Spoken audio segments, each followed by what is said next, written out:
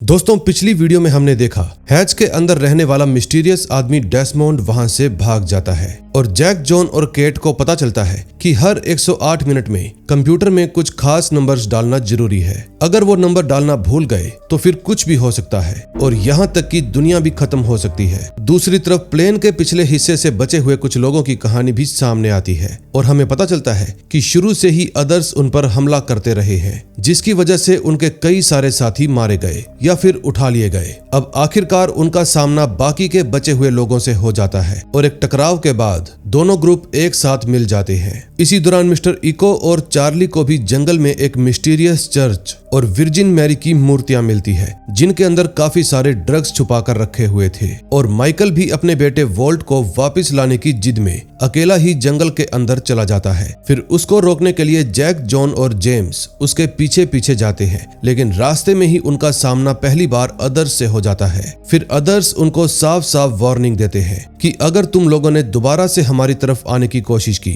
तो इसका अंजाम बहुत ही बुरा होगा। फिर मजबूर होकर तीनों को अपने हथियार वहीं पर छोड़कर वापस लौटना पड़ता है। अब इस वीडियो में हम देखेंगे कि माइकल के साथ क्या होगा और अदर्स असल में है कौन और इस मिस्टीरियस आइलैंड पर और कौन कौन से नए राज सामने आने बाकी है। दोस्तों, आगे बढ़ने से पहले मैं आपसे रिक्वेस्ट करता हूं कि प्लीज वीडियो को लाइक करके चैनल जरूर सब्सक्राइब कर दें। तो चलते हैं सीधा कहानी की ओर।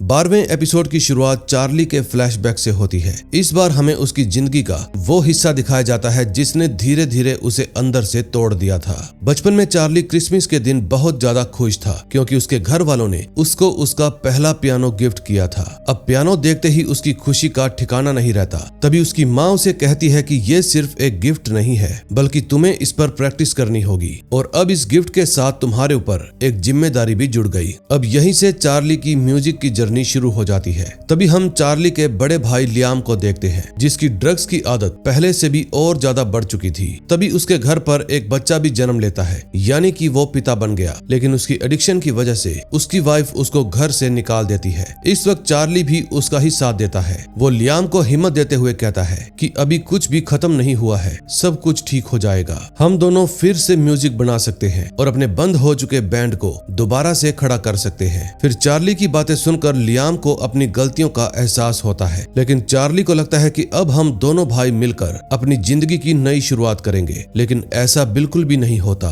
लियाम अपनी वाइफ और बच्चे के साथ ऑस्ट्रेलिया चला जाता है क्योंकि उसका मानना था कि अगर उसे सच में ड्रग्स छोड़नी है तो उसे अपने परिवार के साथ एक नई जिंदगी शुरू करनी होगी। वो चार्ली को अकेला छोड़ते वक्त एक बार भी नहीं सोचता। अब चार्ली के पास ना तो उसका भाई था और ना ही कोई और अपना, इसलिए उस दिन के बाद वो अकेला पड़ जाता है। अब प्रेजेंट में भी चार्ली की हालत कुछ अलग नहीं थी, बल्कि वैसी ही थी, क्योंकि क्लेयर उस पर बिल्कुल भी भरोसा नहीं करती और वो एरोन को भी चार्ली के पास नहीं आने देती। चार्ली जितनी बार भी क्लेयर से बात करने की कोशिश करता है, उतनी ही बार उसको ठुकरा दिया जाता है। लेकिन सबसे ज्यादा दर्द तो उसे तब होता है जब वो देखता है कि क्लेयर अब ज्यादा वक्त जॉन के साथ बिता रही है और जॉन एरोन का भी ख्याल रखता है और धीरे धीरे क्लेयर उस पर भरोसा करने लगी है। अब चार्ली को ऐसा महसूस होता है कि उसकी जगह अब कोई और ही ले रहा है। तभी एक दिन चार्ली चुपके से जंगल में उस जगह जाता है जहां उसने वर्जिन मैरी की हीरोइन वाली मूर्तियों को छुपा कर रखा था। अब तक तो उसने खुद को ड्रग्स से दूर रखा, लेकिन आज उसका सब्र का बांध टूट रहा था। लेकिन ऐन मौके पर वहां जॉन आ जाता है और चार्ली को देखते ही जॉन सब कुछ समझ जाता है। फिर वो बिना कुछ कहे चार्ली के पास रखी सारी मूर्तियां उठा लेता है और उन्हें अपने साथ ले जाता है। चार्ली उसको रोकने की बिल्कुल भी कोशिश नहीं करता क्योंकि उसको लगता है कि जो थोड़ा बहुत भरोसा लोगों का मुझ पर बचा है, कहीं वो भी खत्म ना हो जाए। अब चार्ली ऐसी सिचुएशन में फंसा था जहां वो खुद को बिल्कुल अकेला समझ रहा था। इसी दौरान चार्ली को बार बार अजीब से सपने आने लगते हैं। हर सपने में एरोन किसी न किसी बड़े खतरे में ही होता है। वो सपने इतने असली लगते हैं कि चार्ली को समझ में ही नहीं आता कि सच क्या है और उसके दिमाग का वहम क्या है। तभी एक रात उसको सपना आता है कि एरोन समुद्र की तेज लहरों में बह रहा है और ये देखते ही चार्ली बिना कुछ सोचे समझे समुद्र में कूद जाता है। फिर वो पूरी जान लगाकर एरोन को बचाने की कोशिश करता है, लेकिन अगले ही पल उसकी आंख खुल जाती है और उसको एहसास होता है कि ये सिर्फ उसका एक सपना था। लेकिन उसकी परेशानी यहीं पर खत्म नहीं होती। कुछ देर बाद चार्ली फिर एक और सपने के साथ घबरा कर उठता है और इस बार जब उसकी आंख खुलती है तो एरोन सच में उसकी बाहों में था। अब चार्ली को लगता है कि एरोन की जान खतरे में है, इसलिए वो बिना कुछ सोचे समझे उसको लेकर भागने लगता है। लेकिन क्लेयर और बाकी के लोग जब चार्ली को इस हालत में देखते हैं तो सबको लगता है कि वो फिर से ड्रग्स लेने लगा है। चार्ली बार बार उनको समझाता है कि मैंने सिर्फ एक बुरा सपना देखा था, इसीलिए मैं भाग रहा था। लेकिन इस बार कोई भी उसकी बातों पर यकीन नहीं करता। फिर क्लेयर गुस्से में आकर एरोन को उससे छीनने लगती है। अब जॉन को भी पूरा यकीन हो जाता है कि चार्ली दोबारा से नशे करने लगा है। अब वहां मौजूद सभी सर्वाइवर्स चार्ली को शक की निगाह से ही देख रहे थे। अब चार्ली के पास अपनी बातों को साबित करने का कोई भी तरीका नहीं था। जब सब लोग उससे मुंह मोड़ लेते हैं तो एक ही इंसान उसकी बात सुनता है और वो था मिस्टर इको। इको चार्ली की बातों को बड़े ही ध्यान से सुनता है और कहता है हो सकता है कि ये सपने सिर्फ सपने ना हो सकता है इनके पीछे कोई वजह हो। फिर वो बताता है कि हमें एरोन के लिए एक पवित्र रस्म करनी जरूरी है, वरना ऐसे सपने तुम्हें बार बार परेशान करते रहेंगे। आज चार्ली को भी पहली बार लगता है कि किसी ने उसकी बातों को सीरियसली लिया है, इसलिए वो बिना देरी किए इको की बात मान लेता है। उसको लगता है कि अगर एरोन के लिए वो पवित्र रस्म कर दी गई तो शायद उसके बुरे सपने भी हमेशा के लिए खत्म हो जाएंगे और एरोन भी हर मुसीबत से सेफ रहेगा। फिर जब ये बात क्लेयर से की जाती है तो वो भी मान जाती है और इको एरोन के लिए चर्च की वो पवित्र रस्म पूरी करता है। लेकिन चार्ली के अंदर का डर अब भी खत्म नहीं होता। उसको लगता है कि अब भी कोई बड़ा खतरा बाकी है और वो खतरा क्या है ये हमें नेक्स्ट एपिसोड में पता चलेगा। 13वें एपिसोड की शुरुआत हैच से होती है। जैक और जॉन आर्मरी को और भी ज्यादा सिक्योर कर रहे थे ताकि वहां पर रखे सारे वेपन्स किसी गलत हाथ में ना चले जाएं। लेकिन इसी दौरान जॉन जैक को एक और जरूरी बात बताता है कि सिर्फ गन्स ही नहीं मेडिसिन्स को भी लॉक करके रखना चाहिए, क्योंकि जेम्स बिना किसी से पूछे बार बार अपनी मर्जी से दवाइयां ले जाता है। अब जैक को ये बात बिल्कुल भी पसंद नहीं आती, इसलिए वो तुरंत जेम्स के टेंट में जाकर उसका सारा सामान चेक करना शुरू कर देता है। लेकिन इतने में जेम्स वहां पर आ जाता है और जैक को अपने टेंट में देखकर बहुत ज्यादा गुस्सा हो जाता है। फिर जैक उसे साफ साफ कहता है कि आइलैंड की किसी भी चीज पर किसी एक इंसान का हक नहीं है। यहाँ पर जितनी भी मेडिसिन बची है उन सब पर सबका हक है। जिसको भी उनकी जरूरत होगी उसे ही वो दवा मिलेगी। लेकिन जेम्स को लगता है कि जैक अब धीरे धीरे सब कुछ अपने कंट्रोल में लेना चाहता है, इसलिए दोनों ही एक दूसरे को गुस्से भरी नजरों से देखते रहते हैं। अब कहानी फ्लैशबैक में जाती है, जहाँ जेम्स एक बार फिर से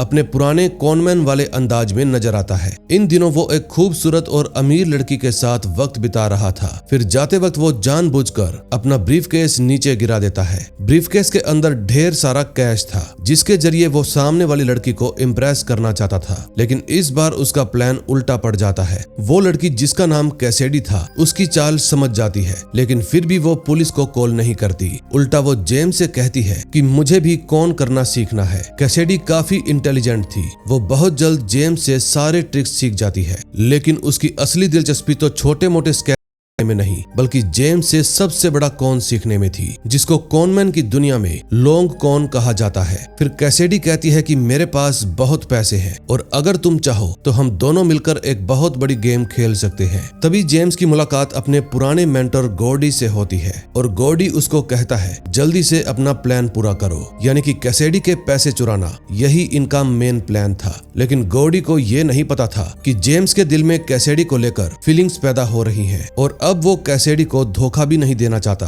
लेकिन गॉर्डी उसको साफ साफ धमकी देता है, या तो अपना प्लान पूरा करो या फिर मैं तुम्हें जान से मार दूंगा।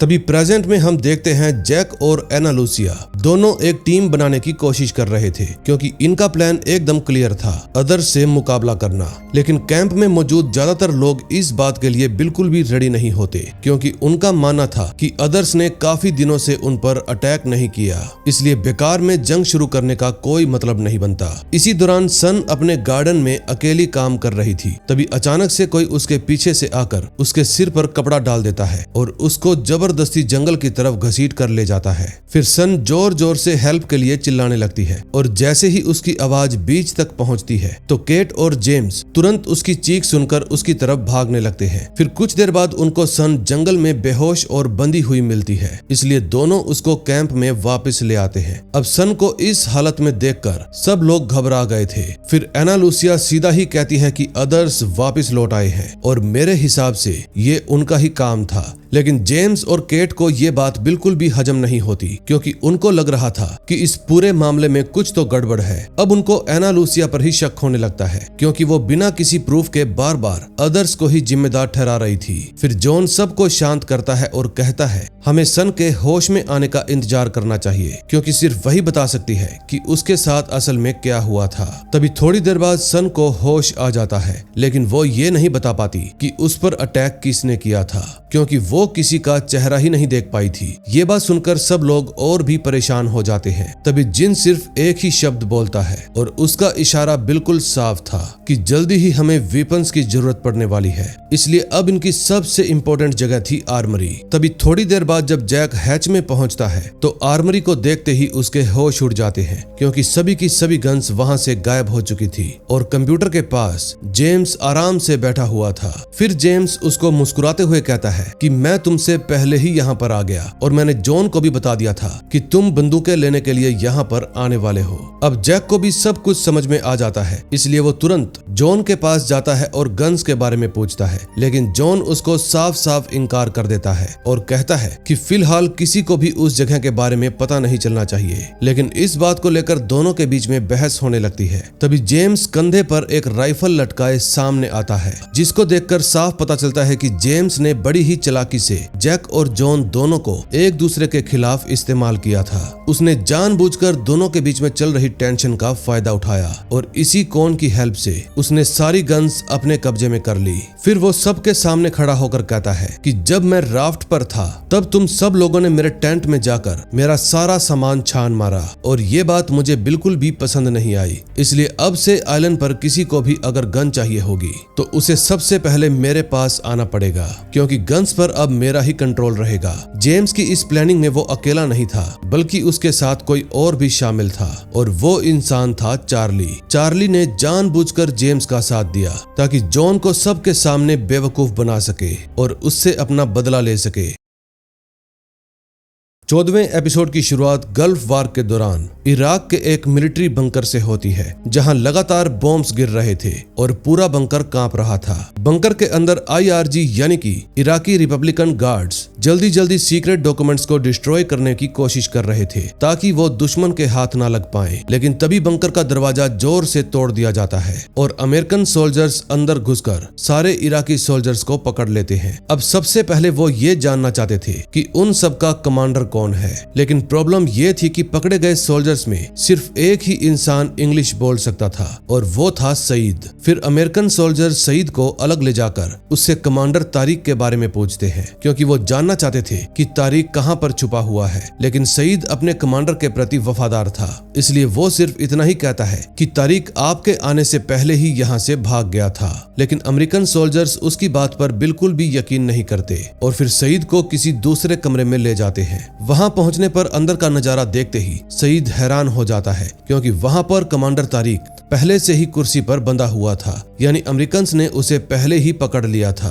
फिर अमेरिकन उन्हें बताते हैं कि हमारा एक हेलीकॉप्टर पायलट लापता हो गया है और हमें पूरा यकीन है कि तारिक को उसके बारे में सब कुछ पता है। अब तुम जल्दी से तारिक की कही हुई बातों को ट्रांसलेट करके बताओ। लेकिन तारिक कुछ भी बताने से मना कर देता है, उल्टा वो सईद को ही गद्दार कहने लगता है। तभी कुछ देर बाद अमेरिकन सईद की मुलाकात एक और आदमी से करवाते हैं और वो सईद को बताता है कि तारिक वैसा इंसान बिल्कुल भी नहीं है जैसा तुम समझते हो। अगर हेलीकॉप्टर पायलट को जिंदा बचाना है तो किसी भी हाल में तारिक से सच उगलवाना पड़ेगा। लेकिन लेकिन अमेरिकन ये भी जानते थे कि तारिक उनके सामने कभी भी अपनी जुबान नहीं खोलेगा, इसलिए वो सईद को टॉर्चर करना सिखाते हैं। पहले तो सईद इस बात के लिए इनकार करता है कि मैं कभी भी अपने कमांडर को टॉर्चर नहीं करूंगा, लेकिन फिर हालातों को समझते हुए उसको अमेरिकन की ये बात माननी पड़ती है। तभी प्रेजेंट में हम देखते हैं रोसेऊ चुपचाप से कैंप के आसपास ही घूम रही थी। दरअसल वो किसी को ढूंढ रही थी और वो इंसान था सईद। जब रोसेऊ को सईद मिलता है तो वो बिना कुछ समझाए उसे जंगल के अंदर एक सुनसान जगह पर ले जाती है,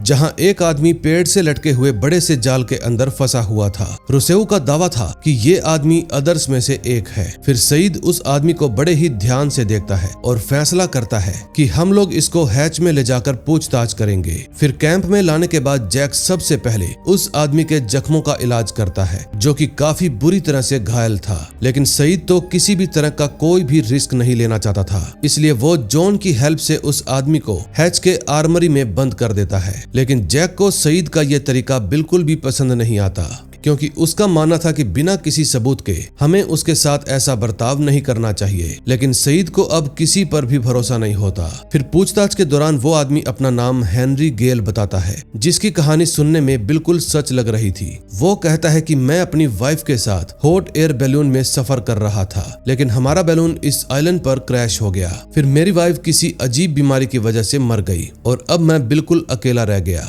अब उसकी बातें सुनकर ऐसा लग रहा था जैसे वो भी बाकी के सर्वाइवर्स की तरह बिल्कुल बेगुनाह इंसान है। लेकिन सईद उसकी एक भी बात पर आसानी से यकीन नहीं करता, क्योंकि उसने अपनी लाइफ में बहुत सारे धोखे खाए हैं, इसलिए वो इस बार पूरी सच्चाई जानना चाहता था। दूसरी तरफ हैच के बाहर जैक और जॉन के बीच एक बार फिर से बहस शुरू हो जाती है, लेकिन तभी कंप्यूटर का काउंटडाउन सिर्फ 2 मिनट तक पहुंच जाता है, यानी कि अब बटन प्रेस करने का वक्त आ चुका था। लेकिन इस बार जैक जानबूझकर जॉन का रास्ता रोक लेता है और कहता है, जब तक तुम आर्मरी का कॉम्बिनेशन नहीं बताओगे तब तक मैं तुम्हें वो बटन प्रेस नहीं करने दूंगा। अब जैक को पूरा यकीन था कि काउंटडाउन खत्म होने पर भी कुछ नहीं होगा, लेकिन जॉन का मानना था कि अगर बटन सही समय पर प्रेस नहीं किया गया तो कोई बहुत बड़ी तबाही आ सकती है। अब मजबूर होकर जॉन को आर्मरी का लॉक खोलना ही पड़ता है और जैक उसके अंदर चला जाता है। फिर जॉन अपनी पूरी ताकत लगाकर कंप्यूटर की तरफ भागता है, लेकिन इस बार बहुत देर हो चुकी थी, क्योंकि वो काउंटडाउन खत्म हो चुका था। तभी अचानक से पूरे हैच में एक अजीब सा साउंड गूंजने लगता है और साथ में कंप्यूटर के टाइमर पर अजीब से सिंबल भी दिखने लगते हैं। ये देखकर जॉन के होश उड़ जाते हैं। तभी आखिरी सेकंड में वो नंबर्स एंटर करके एग्जीक्यूट बटन दबा देता है और अगले ही पल वो काउंटडाउन फिर से 108 मिनट पर रीसेट हो जाता है और सब कुछ एक बार फिर से नॉर्मल हो जाता है। लेकिन अब ये बात साफ हो चुकी थी कि अगर समय पर बटन प्रेस ना किया जाए तो सच में स्थिति बहुत खतरनाक हो सकती है। दूसरी तरफ सईद को हेनरी गेल से कोई कन्फेशन तो नहीं मिलता, लेकिन उसका शक और भी मजबूत हो जाता है। अब उसे पूरा यकीन था कि हेनरी असल में अदर्स का ही एक मेंबर है। फिर थोड़ी देर बाद सईद चार्ली से जाकर बात करता है। सईद कहता है कि मुझे लगता है सब लोग भूल चुके हैं कि अदर्स ने तुम्हें भी पेड़ से लटका दिया था और क्लेयर को भी 2 हफ्तों तक किडनैप करके रखा था, और तो और वो हमारे वोल्ट को भी किडनैप करके ले गए। वो बहुत ही खतरनाक लोग हैं जो अपना मकसद पूरा करने के लिए किसी भी हद तक जा सकते हैं, और जरूर हेनरी को यहाँ पर भेजने की उनकी ही चाल होगी। अब नेक्स्ट एपिसोड में देखेंगे क्या होता है। 15वें एपिसोड में हम देखते हैं एरोन को जब बुखार हो जाता है तो रोसेऊ वहां पर आकर क्लेयर को डराने की कोशिश करती है और कहती है कि हो सकता है एरोन भी उस मिस्टीरियस इन्फेक्शन का शिकार हो गया हो जिसने सालों पहले मेरी पूरी साइंटिफिक टीम को खत्म कर दिया था, और मेरा मानना है कि ये इन्फेक्शन अभी भी आइलैंड पर मौजूद है। फिर जैसे ही क्लेयर ये बात सुनती है तो वो काफी ज्यादा घबरा जाती है। अब उसके दिमाग में अचानक से बुरी यादें आने लगती हैं। उसे याद आता है कि जब इथन उसको किडनैप करके ले गया था तो अदर्स उसको बेबी के नाम पर बार बार इंजेक्शन दिया करते थे। पूछने पर वो बताते थे कि ये वैक्सीन तुम्हारे बच्चे को सेफ रखने के लिए है। बस यही बात क्लेयर के दिमाग में बैठ जाती है और उसको लगता है कि अगर एरोन को बचाना है तो उसे फिर से वही वैक्सीन ढूंढनी होगी। फिर वो रुसेऊ और केट को अपने साथ चलने के लिए कहती है। फिर तीनों मिलकर जंगल के अंदर उस जगह की तलाश शुरू कर देते हैं जहां पर क्लेयर को बंद करके रखा गया था। रास्ते में क्लेयर को और और भी कई सारी चीजें याद आती है। तभी फ्लैशबैक में दिखाया जाता है कि ईथन उसको किसी दूसरे हैच में लेकर गया था और ये हैच पहले वाले हैच से काफी अलग और ज्यादा मॉडर्न भी था। फिर क्लेयर को वहाँ पर मेडिसिन देकर हमेशा नशे में रखा जाता था। ईथन बार बार उसको कहता था कि अगर तुम अपना बेबी हमारे पास छोड़ दोगी तो हम तुम्हारे बच्चे एरोन का बहुत ज्यादा ख्याल रखेंगे। और इतना ही नहीं, उन्होंने एरोन के लिए एक छोटा सा नर्सरी रूम भी तैयार कर रखा था। अब ये सब कुछ देखने में इतना नॉर्मल लग रहा था कि क्लेयर को समझ में ही नहीं आता कि क्या ये सच है। लेकिन तभी एक दिन अचानक से एक खूबसूरत जवान लड़की चुपके से क्लेयर के पास आती है और कहती है, अगर तुम्हें अपने बेबी की जान बचानी है तो तुम्हें तुरंत यहाँ से भागना होगा, क्योंकि अदर्स तुम्हारा पेट काट कर बेबी को निकालने वाले हैं। ये बात सुनते ही क्लेयर के होश उड़ जाते हैं। अब ड्रग्स के नशे की वजह से पहले तो वो उस लड़की की बात पर यकीन नहीं करती, लेकिन कुछ देर बाद वो खुद को जंगल के अंदर भागती हुई पाती है और उसकी हेल्प करने के लिए रोसेउ भी आ जाती है। फिर धीरे धीरे क्लेयर की सारी यादें वापस आने लगती है। प्रेजेंट में क्लेयर, केट और रोसेउ उस हैच तक पहुंच जाते हैं, लेकिन वहां पर पहुंचकर उनको सिर्फ निराशा हाथ लगती है, क्योंकि वो हैच बिल्कुल खाली था। उसको देखकर लगता है कि अदर्स काफी पहले ही इस जगह को छोड़कर चले गए। अब क्लेयर हर जगह पर वैक्सीन ढूंढती है, लेकिन उसको कुछ भी नहीं मिलता। लेकिन ये बात जरूर साबित हो जाती है कि उसकी कोई भी यादें झूठी नहीं है। जो भी उसने अब तक देखा वो सच में हुआ था। तभी एरोन की तबीयत धीरे धीरे ठीक होने लगती है, जिसको देखकर क्लेयर समझ जाती है कि मेरा बेटा किसी इन्फेक्शन का शिकार नहीं हुआ, बल्कि ये तो बस एक नॉर्मल सा बुखार था। अगले सीन में हम देखते हैं हैच के अंदर हेनरी गेल की वजह से एक नई प्रॉब्लम खड़ी हो जाती है। जैक और जॉन अब भी उसके बारे में कैंप के बाकी लोगों को कुछ नहीं बताना चाहते थे। वो हेनरी को आर्मरी में ही छुपा कर रखते हैं। तभी कुछ देर बाद मिस्टर इको कुछ टूल्स लेने के लिए हैच के अंदर जाता है, लेकिन आर्मरी के पास पहुंचते ही उसको एहसास हो जाता है कि जरूर इसके अंदर कोई मौजूद है। फिर वो तुरंत जैक से पूछता है कि अंदर कौन है, और जब उसे पता चलता है कि अंदर हेनरी है तो वो उससे मिलने की जिद करने लगता है। फिर जब इको हेनरी से मिलता है तो हेनरी उसको बार बार बताने की कोशिश करता है कि मैं अदर्स का साथी नहीं हूँ, मैं तो सिर्फ एक नॉर्मल सा आदमी हूँ जो गलती से इस आइलैंड पर आ गया। लेकिन इको तो उसकी एक बात पर भी भरोसा नहीं करता। फिर वो हेनरी को बताता है कि मैंने अदर्स के 2 लोगों को अपने ही हाथों से मारा है और अगर जरूरत पड़ी तो ये काम मैं फिर से कर सकता हूँ। दूसरी तरफ जैक और जॉन के बीच में भी हेनरी को लेकर टेंशन लगातार बढ़ती जा रही थी, क्योंकि दोनों ही अलग अलग तरीके से सिचुएशन को हैंडल करना चाहते थे। जैक हर बात में लॉजिक ढूंढ रहा था, जबकि जॉन अब भी आइलैंड और हैच के राजों पर यकीन करता था। अब हेनरी धीरे धीरे जॉन के दिमाग के साथ खेलना शुरू कर देता है और उससे ऐसे ऐसे सवाल पूछता है जिनसे जॉन खुद पर ही शक करने लगता है। दरअसल हेनरी को समझ में आ गया था कि जॉन की सबसे बड़ी कमजोरी उसकी जिम्मेदारियां हैं, जैसे हर 108 मिनट के बाद बटन प्रेस करना और हैच की देखभाल करना, सबको अपने कंट्रोल में रखना। ये सभी चीजें धीरे धीरे जॉन को अंदर से तोड़ रही थी। फिर हेनरी जानबूझ के उसके दिमाग में और उलझन पैदा करने लगता है, जिसके कारण जॉन अपना पेशेंस खो देता है। अब गुस्सा और फ्रस्ट्रेशन उसके चेहरे पर साफ साफ नजर आ रहे थे। 16वें एपिसोड की शुरुआत सन से होती है। जब उसे पता चलता है कि वो प्रेग्नेंट है तो खुश होने की बजाय उसके चेहरे पर उलझन और डर साफ नजर आने लगता है, जैसे उसके दिल में कोई बड़ा राज छुपा हो। अब कहानी फ्लैशबैक में जाती है। इस बार भी सन जे ली से इंग्लिश सीख रही थी और ये वही था जिसको हम पहले भी देख चुके हैं, एक अमीर होटल ओनर का बेटा जो कभी सन को काफी पसंद किया करता था। उसने अमेरिका जाकर अपने प्यार के साथ नई जिंदगी शुरू करने की कोशिश की थी, लेकिन उसका रिश्ता ज्यादा दिन तक चल नहीं पाया। अब वो दोबारा से कोरिया में लौट आया है और सन को इंग्लिश सिखाने में हेल्प कर रहा है, ताकि वो एक दिन जिन को छोड़कर अमेरिका जा सके। लेकिन धीरे धीरे जेली के दिल की बात भी सामने आ जाती है, और वो ये थी कि वो नहीं चाहता था कि सन कोरिया छोड़कर कहीं भी जाए। वो चाहता था कि सन यहीं पर रहे और उसके साथ जिंदगी बिताए। अब कहानी और आगे बढ़ती है, जहाँ हम देखते हैं जिन और सन अपनी शादी को बचाने की पूरी कोशिश कर रहे थे। जिन का मानना था कि अगर उनको एक बच्चा हो जाए तो शायद उनके बीच की दूरियां खत्म हो जाएंगी, और इतना ही नहीं, सन के पिता भी उसको इज्जत भरी नजरों से देखना शुरू कर देंगे।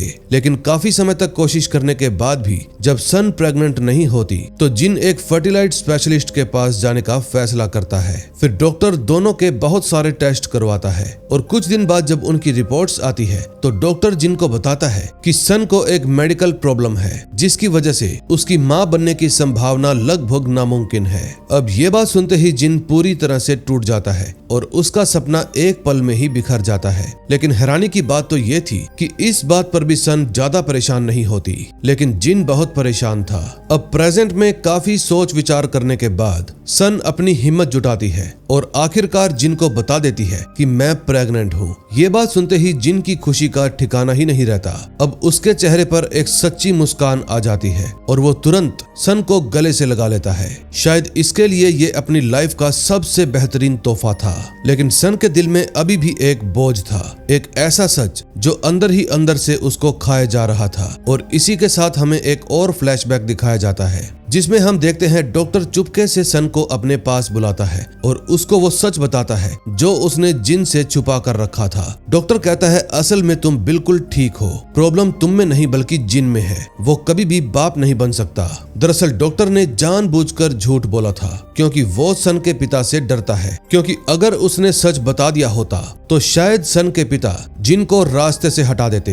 अब ये सच्चाई सुनकर सन के पांव तले से जमीन खिसक जाती है। फिर प्रेजेंट में सन रोती हुई जिन को ये सारी बातें बता देती है और कहती है डॉक्टर ने मुझसे जानबूझकर झूठ कहा था, असल में तो मैं मां बन सकती थी, लेकिन डॉक्टर के हिसाब से तुम कभी भी बाप नहीं बन सकते। अब एक पल के लिए जिन बिल्कुल खामोश हो जाता है और सन की आंखों में आंसू आने लगते हैं। फिर वो कसम खाकर कहती है कि मैंने कभी भी किसी दूसरे आदमी के साथ संबंध नहीं बनाए, ये बच्चा तुम्हारा ही है। अब जिन कुछ देर तक तो उसकी आंखों में ही देखता रहता है और फिर उसका हाथ पकड़कर कहता है कि अगर डॉक्टर के हिसाब से ये नामुमकिन था तो शायद ये कोई चमत्कार होगा।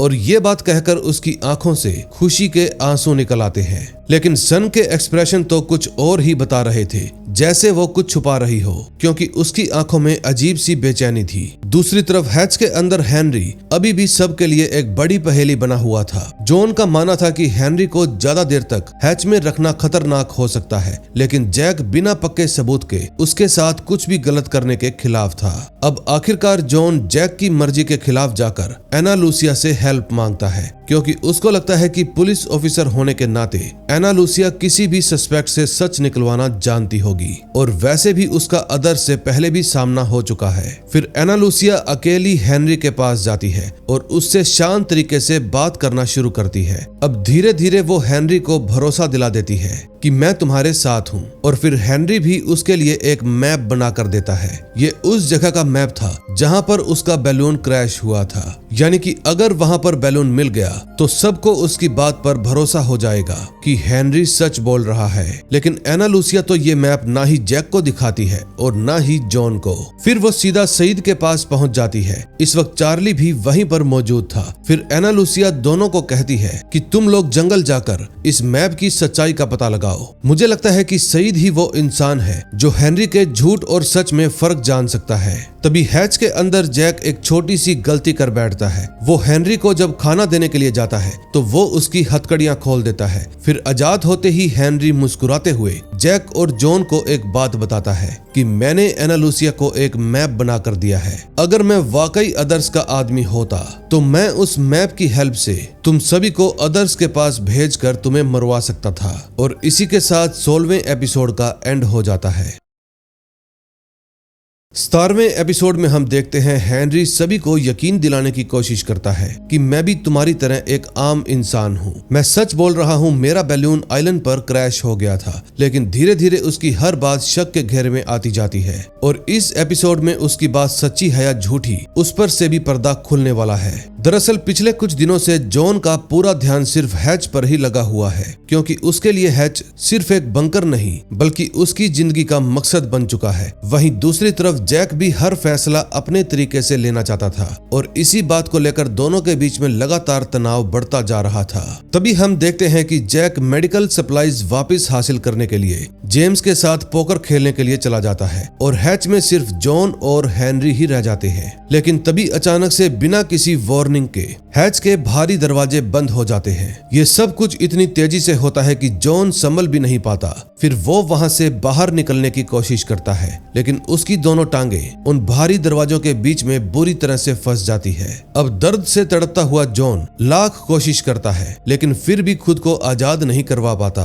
अब उसके पास सिर्फ एक ही रास्ता बचा था और वो था हेनरी के ऊपर भरोसा करना। फिर वो हेनरी को कहता है कि आप वेंटिलेशन के रास्ते दूसरी तरफ जाइए और कंप्यूटर में नंबर डालकर टाइम को रीसेट कर दीजिए। अगर काउंटडाउन 0 पर पहुंच गया तो पता नहीं हमारे साथ क्या होगा। अब कहानी फ्लैशबैक में जाती है। पिछली बार अपने पिता एंथनी कूपर के धोखे के बाद जॉन ने फैसला कर लिया था कि वो अपनी पुरानी जिंदगी की यादें हमेशा के लिए भुला देगा और अब वो हेलन के साथ नई शुरुआत करना चाहता था। और इतना ही नहीं, उसको शादी के लिए प्रपोज भी करने वाला था। लेकिन तभी उसे पता चलता है कि एंथनी कूपर कभी भी मरा ही नहीं था। उसने अपनी मौत का सिर्फ नाटक किया था, और वो भी इसलिए क्योंकि उसने रिटायरमेंट स्कैम करके लगभग $7 लाख लूट लिए थे, जिसकी वजह से कुछ लोग उसकी जान के पीछे पड़े हुए हैं। अब एक बार फिर से वो मजबूर बनकर जॉन के सामने आता है और कहता है कि मेरे सेफ्टी डिपॉजिट बॉक्स में पैसे रखे हुए हैं। अगर तुम बैंक जाकर वो पैसे निकाल लाओगे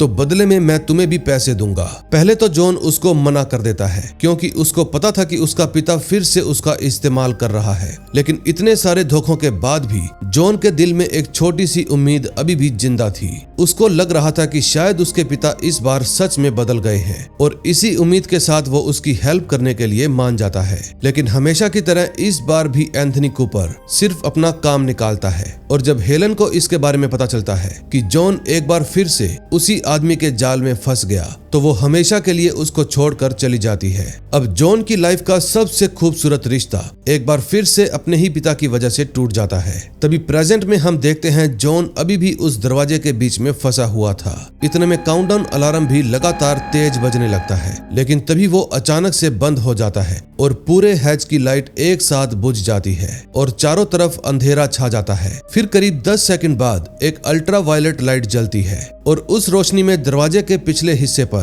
कुछ अजीब से निशान उभरना शुरू हो जाते हैं। फिर जॉन उनको बड़े ही ध्यान से देखता है और उसको लगता है कि शायद ये कोई ब्लूप्रिंट या फिर मैप है। फिर उस मैप में आइलैंड पर मौजूद कई सारे अलग अलग थर्मा स्टेशंस दिखाई देते हैं, लेकिन इससे पहले कि जॉन उसको अच्छे से समझ पाता, वहां की लाइट्स वापस से नॉर्मल हो जाती है और वो दरवाजा धीरे धीरे खुलने लगता है। अब सबसे हैरानी की बात तो ये थी कि हेनरी भी वहीं पर खड़ा हुआ था और उसके पास अब भागने का मौका भी था। अगर वो चाहता तो भागकर जंगल में चला जाता और गायब हो जाता, लेकिन उसने ऐसा नहीं किया। दूसरी तरफ जैक और केट जंगल में एक अजीब सी चीज देखते हैं, और वो ये थी कि आसमान से पैराशूट के जरिए एक बड़ा सा सप्लाई पैलेट आइलैंड पर गिरता है, जिसमें खाने पीने का बहुत सारा सामान था। किसी को भी समझ में नहीं आता कि ये सप्लाई किसने भेजी है, लेकिन ये जरूर लगता है कि शायद इसी सप्लाई ड्रॉप की वजह से हैच का इमरजेंसी सिस्टम एक्टिवेट हुआ था। तभी थोड़ी देर बाद एना लूसिया, सईद और चार्ली ये तीनों भी जंगल से वापस लौट आते हैं। दरअसल ये तीनों जब हेनरी की बताई हुई जगह पर पहुंचे तो वहां पर एक सच में क्रैश हुआ बैलून पड़ा था और पास में एक कब्र भी बनी हुई थी, जिसको देखकर उनको विश्वास हो जाता है कि हेनरी ने जो कुछ भी बताया वो सब सच था। लेकिन सईद को उसकी बातों पर बिल्कुल भी भरोसा नहीं था, इसलिए वो कुछ ऐसा करता है जिसकी किसी को उम्मीद भी नहीं थी। वो उस कब्र को खोदने लगता है और अंदर जो लाश मिलती है उसको देखकर सबके होश उड़ जाते हैं, क्योंकि वो लाश किसी औरत की नहीं थी बल्कि एक आदमी की थी। और सबसे चौंकाने वाली बात तो ये थी कि उस आदमी के पास जो आईडी मिली थी उस आईडी पर नाम लिखा था हेनरी। अब ये देखते ही वो सब लोग समझ जाते हैं कि जिस आदमी को वो लोग इतने दिनों से हेनरी समझ रहे थे वो असल में हेनरी है ही नहीं। अगर वो हेनरी नहीं है तो फिर कौन हो सकता है? फिर वो तीनों ही तुरंत हैच के अंदर जाकर उस नकली हेनरी को पकड़ लेते हैं। अब नेक्स्ट एपिसोड में देखेंगे क्या होता है। 18वें एपिसोड में हम देखते हैं सईद और एना लूसिया उस नकली हेनरी से उसकी असली पहचान और अदर्स के बारे में सच उगलवाने की कोशिश करते हैं। वो दोनों उससे लगातार सवाल करते हैं, लेकिन हेनरी हर बार एक ही बात दोहराता है। वह कहता है कि अगर मैंने अपने लोगों के बारे में कुछ भी बताया तो वे मुझे जान से मार देंगे। दूसरी तरफ जॉन भी अंदर ही अंदर बुरी तरह टूट चुका था, क्योंकि उसने हेनरी पर भरोसा किया था, लेकिन हेनरी ने उसका भरोसा तोड़ दिया। और सिर्फ इतना ही नहीं, हेनरी उसे एक और ऐसी बात बताता है जो जॉन को पूरी तरह हैरान कर देती है। हेनरी कहता है कि जब पिछली बार हैच के ब्लास्ट डोर्स बंद हुए थे, तब मैंने कंप्यूटर में नंबर्स एंटर ही नहीं किए थे। मैं तो बस चुपचाप खड़ा होकर काउंटडाउन खत्म होने का इंतजार कर रहा था। फिर जैसे ही टाइमर 0 पर पहुंचा, कंप्यूटर स्क्रीन पर अजीब से ग्राफ दिखने लगे और हैच के अंदर एक तेज हमिंग साउंड गूंजने लगा। ये बात सुनकर जॉन को लगने लगता है कि अब कोई बहुत बड़ी तबाही आने वाली है, लेकिन ऐसा कुछ भी नहीं होता। न कोई एक्सप्लोजन होता है, न दुनिया खत्म होती है, और कुछ सेकंड बाद टाइमर अपने आप फिर से 108 मिनट पर रीसेट हो जाता है। अब हेनरी की बात सुनकर जॉन पूरी तरह उलझन में पड़ जाता है कि क्या इतने दिनों से मैं बिना किसी वजह के बटन दबाता आ रहा था, या फिर हेनरी एक बार फिर उसके दिमाग के साथ खेल रहा था। दूसरी तरफ लिबी काफी दिनों से नोटिस कर रही थी कि हर्ली उससे कुछ छुपा रहा है। फिर वो उससे बात करती है और धीरे धीरे हर्ली अपना सबसे बड़ा राज उसके सामने खोल देता है। वह मान लेता है कि उसे खाने की बहुत बुरी लत है, और जब भी वह परेशान होता है तो अपने इमोशंस को कंट्रोल करने के लिए खाने लगता है। इसी वजह से उसने हैच से बहुत सारा खाना चोरी करके जंगल में छुपा दिया था। लिबी उसकी सारी बातें ध्यान से सुनती है। फिर वह हर्ली को जज करने की बजाय उसका हौसला बढ़ाती है और कहती है कि अगर तुम वाकई इस आदत से छुटकारा पाना चाहते हो तो तुम्हें अपना छुपाया हुआ सारा खाना खुद ही बर्बाद करना होगा। फिर काफी हिम्मत जुटाने के बाद हर्ली अपना खाना जंगल में ले जाता है और एक एक चीज उठाकर फेंक देता है। तभी हम देखते हैं कि पिछले एपिसोड में जो खाने की सप्लाई पैराशूट से आइलैंड पर गिराई गई थी, वह बाकी सर्वाइवर्स को मिल जाती है। उस पैलेट में इतना सारा खाना था कि हर्ली की सारी मेहनत एक ही पल में बेकार लगने लगती है। ये सब देखकर उसका मेंटल बैलेंस फिर से बिगड़ने लगता है। अब कहानी फ्लैशबैक में जाती है, जहां हमें पता चलता है कि आइलैंड पर आने से पहले हर्ली एक मेंटल हॉस्पिटल में एडमिट था, क्योंकि उसके साथ एक बहुत ही दर्दनाक हादसा हुआ था। दरअसल एक दिन वह कुछ लोगों के साथ लकड़ी के बने एक प्लेटफॉर्म पर खड़ा था। तभी अचानक प्लेटफॉर्म टूट गया और 2 लोगों की मौत हो गई। हर्ली को लगने लगा कि ये सब मेरे ही वजन की वजह से हुआ है। डॉक्टर भी उसे बार बार समझाता है कि उस हादसे में तुम्हारी कोई गलती नहीं थी, लेकिन हर्ली ये बात कभी मान ही नहीं पाया। अब इसी गिल्ट ने धीरे धीरे उसकी मानसिक हालत इतनी खराब कर दी कि उसने अपने दिमाग में एक काल्पनिक दोस्त बना लिया, जिसका नाम था डेव। डेव हमेशा उसे उल्टा सीधा काम करने के लिए उकसाता था। वह कहता था कि भाग जाओ और जितना मन करे उतना खाओ। डेव आइलैंड पर भी हर्ली का पीछा नहीं छोड़ता। एक दिन जब हर्ली पीनट बटर खा रहा था तो अचानक डेव उसके सामने आ जाता है और कहता है कि तुम कभी मेंटल हॉस्पिटल से बाहर निकले ही नहीं। तुम आज भी वहीं बेड पर बेहोश पड़े हुए हो। हॉस्पिटल से डिस्चार्ज होना, अपनी पुरानी जॉब पर वापस जाना, लॉटरी जीतना, फ्लाइट क्रैश होना और इस आइलैंड पर आना, ये सब तुम्हारे दिमाग की बनाई हुई एक झूठी दुनिया है। डेव उसे यकीन दिलाता है कि अगर तुम इस सपने से बाहर निकलना चाहते हो तो तुम्हें सामने वाली चट्टान से कूदना होगा।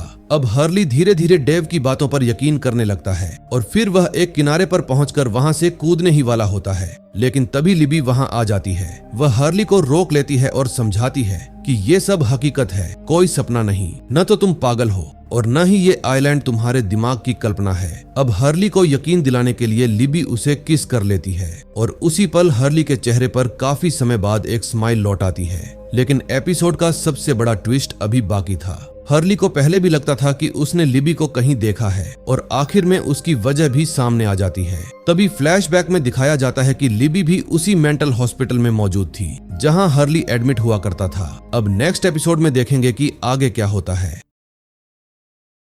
19वें एपिसोड की शुरुआत रोज और बार्नेट से होती है। अब तक सबको लगता था कि दोनों की शादी को काफी साल हो चुके हैं, लेकिन असलियत तो ये थी कि फ्लाइट 815 में बैठने से कुछ दिन पहले ही दोनों की शादी हुई थी और वो ऑस्ट्रेलिया में अपना हनीमून मनाने के लिए जा रहे थे। अब कहानी फ्लैशबैक में जाती है। वो समय जब बर्नेट पहली बार रोज से मिलता है और सिर्फ 5 महीने की मुलाकात के बाद ही उसको शादी के लिए प्रपोज कर देता है, लेकिन रोज हाँ कहने से पहले अपनी जिंदगी का सबसे सबसे बड़ा सच उसके सामने रख देती है और बताती है कि उसे कैंसर है और डॉक्टर्स के मुताबिक शायद उसके पास सिर्फ 1 ही साल की जिंदगी बची है। अब ये बात सुनते ही बर्नेट के पैरों तले से जमीन खिसक जाती है, लेकिन इतना सब जानने के बाद भी वो रोज का साथ छोड़ने की बजाय उसको और भी ज्यादा प्यार करने लगता है। वो उसे भरोसा दिलाता है कि चाहे जो भी हो जाए मैं हमेशा तुम्हारे साथ रहूंगा। फिर शादी के बाद जब दोनों ऑस्ट्रेलिया पहुंचते हैं तो बर्नेट को एक बाबा के बारे में पता चलता है और उसको पूरा यकीन था कि शायद ये आदमी रोज का कैंसर ठीक कर सकता है। लेकिन रोज को तो इन सब बातों पर बिल्कुल भी भरोसा नहीं था, लेकिन फिर भी वो बर्नेट की खुशी के लिए बाबा से मिलने के लिए चली जाती है। लेकिन वो आदमी रोज को देखते ही साफ साफ कह देता है कि मैं इसका इलाज नहीं कर सकता। ये बात रोज तो समझ जाती है, लेकिन वो बर्नेट को सच्चाई नहीं बताती क्योंकि वो नहीं चाहती थी कि बर्नेट की उम्मीद टूट जाए। इसलिए वो उसको यकीन दिला देती है कि जल्दी ही मैं ठीक हो जाऊंगी। अब कहानी प्रेजेंट में आती है और हम देखते हैं कि पिछले 2 महीने से इस आइलैंड पर फंसे हुए अचानक से बर्नेट बेचैन हो जाता है। उसको समझ में ही नहीं आ रहा था कि ये सब लोग रेस्क्यू होने की उम्मीद इतनी आसानी से कैसे छोड़ चुके हैं। फिर वो फैसला करता है कि बीच पर लकड़ियों और पत्थर की हेल्प से एक बहुत बड़ा SOS का साइन बनाएगा ताकि अगर कोई प्लेन या सैटेलाइट ऊपर से गुजरे तो उन्हें बचाने के लिए रेस्क्यू टीम भेज सके। फिर वो कैंप के सभी लोगों से हेल्प मांगता है और कुछ लोग उसका साथ दे भी देते हैं, लेकिन रोज बार बार उसको रोकने की कोशिश करती है और कहती है लोगों को झूठी उम्मीद देने का कोई फायदा नहीं। अब बर्नेट को रोज का ये बर्ताव बिल्कुल भी समझ में नहीं आता क्योंकि जहां हर कोई अपने घर लौटना चाहता था तो सिर्फ एक रोज ही थी जो रेस्क्यू के खिलाफ थी। तभी थोड़ी देर बाद रोज उसके सामने अपना असली राज खोल देती है और बताती है ऑस्ट्रेलिया के जो बाबा थे उन्होंने मेरा इलाज किया ही नहीं था। अब डॉक्टर्स के मुताबिक मैं सिर्फ 1 महीना जीने वाली थी, जबकि इस आइलैंड पर फंसे हमें 2 महीने हो गए। अब तुम समझ जाओ मेरा कैंसर किसी डॉक्टर या बाबा ने नहीं बल्कि इस आइलैंड ने ठीक किया है। अब रोज को पूरा यकीन था कि जब से वो इस आइलैंड पर आई है उसका कैंसर खत्म हो गया है। और फिर वो बर्नेट को अपने यकीन की सबसे बड़ी वजह बताती है कि जब फ्लाइट क्रैश होने के बाद सभी सर्वाइवर्स बीच पर इकट्ठा हुए तो मैंने जॉन को अपने पैरों पर चलते हुए देखा था, जबकि एयरपोर्ट पर मैंने उसे व्हील चेयर पर बैठे हुए देखा था। अगर जॉन फिर से चल सकता है तो इसका मतलब इस आइलैंड में वाकई कोई अजीब ताकत है और शायद उसी ताकत ने मेरा कैंसर भी ठीक कर दिया होगा। अब बर्नेट को भी समझ में आ जाता है कि रोज रेस्क्यू क्यों नहीं होना चाहती। उसे डर था कि अगर वो आइलैंड छोड़ देगी तो शायद उसकी बीमारी दोबारा से लौट आएगी। अब ये बात जानने के बाद बर्नेट कुछ देर तक चुप रहता है और फिर वो प्यार और भरोसे के साथ रोज का हाथ पकड़ लेता है और कहता है कि अगर आइलैंड ने तुम्हारी जिंदगी बचाई है तो मैं कभी भी तुम्हें जबरदस्ती यहाँ से नहीं ले जाऊंगा। फिर वो बीच पर बना रहा SOS का साइन भी कैंसिल कर देता है और ये इन दोनों के लिए एक बहुत ही इमोशनल पल था। दूसरी तरफ हैच में जॉन अभी भी उसी अजीब मैप के बारे में सोच रहा था जो उसने ब्लास्ट डोर के पिछले हिस्से पर देखा था। फिर वो अपनी याददाश्त का इस्तेमाल करके दोबारा से उस मैप को बनाने की कोशिश करता है, लेकिन बार बार नाकाम होने की वजह से उसका भरोसा धीरे धीरे टूटने लगता है। फिर वो गुस्से में आकर हैच छोड़कर बाहर निकल जाता है। तभी रोज उसको समझाती है कि कभी कभी हर चीज का जवाब तुरंत नहीं मिलता। अगर तुम्हारा भरोसा सच्चा है तो तुम्हें हिम्मत नहीं हारनी चाहिए। अब रोज की बातें सुनकर जॉन का खोया हुआ विश्वास फिर से लौट आता है और फिर वो दोबारा से हैच में जाकर उस मैप को याद करने की कोशिश करता है। दूसरी तरफ जैक और केट एक और खतरनाक मिशन पर निकल जाते हैं। जैक का प्लान था कि हेनरी को अदर्स के हवाले करके बदले में वोल्ट को वापस ले आए, लेकिन हेनरी तो पहले ही उसे वार्न कर देता है कि अदर्स कभी भी वोल्ट को वापस नहीं करेंगे। लेकिन जैक तो उसकी एक भी बात मानने को तैयार नहीं था। फिर वो केट के साथ जंगल में जाकर अदर्स को आवाज लगाता है। जैक जोर जोर से चिल्लाते हुए कहता है यहाँ आकर हेनरी को ले जाओ और वोल्ट को छोड़ जाओ, लेकिन जंगल में से उन्हें कोई भी जवाब नहीं मिलता। फिर इंतजार करते करते केट जैक को किस कर लेती है, लेकिन इसके बाद उसको पछतावा होने लगता है, इसलिए वो कहती है कि मुझे तुम्हें किस नहीं करना चाहिए था। फिर जैक उसे कहता है कि मुझे इस बात का बिल्कुल भी अफसोस नहीं है और ये बात सुनकर दोनों फिर से एक दूसरे के बहुत ही करीब आने लगते हैं। तभी जंगल की झाड़ियों में से किसी के लड़खड़ाते हुए चलने की आवाज आती है। फिर जब जैक और केट तुरंत उस जगह पर जाते हैं तो अचानक से उनके सामने एक आदमी गिर जाता है जो कि कोई और नहीं बल्कि माइकल था।